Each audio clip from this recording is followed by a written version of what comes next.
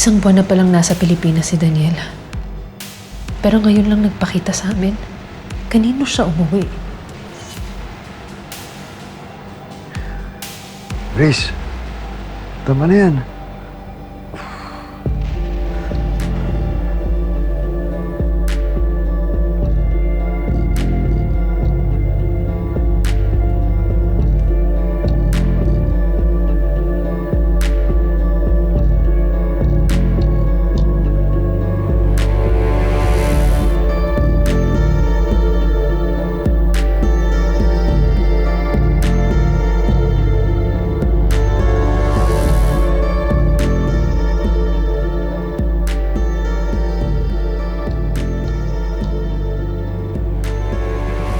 Gusto kitang gisingin, Daniel.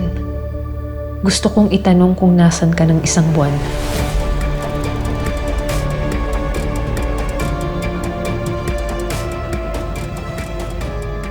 Pero natatakot ako. Natatakot ako na kapag sumagot ka, baka hindi ko kayanin ang maririnig ko. Kailangan ko munang makasiguro.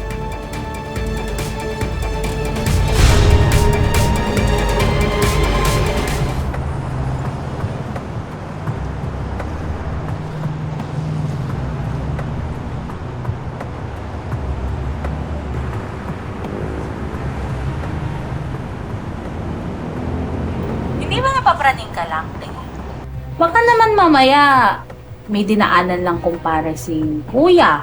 O kaya totoong meron lang siyang dinaanan. Huwag ka muna mag-isip ng malala. Ma-high blood ka pa niyan. Ang sabi niya, pupunta lang daw siya ng munisipyo. Sumunod ako, pero hindi siya doon pumunta.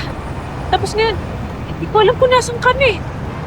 Tsaka alam mo ba, isang buwan na pala siyang nandito sa Ilay, pero hindi siya umuwi kaagad sa amin. Ano ginawa na ng isang buwan?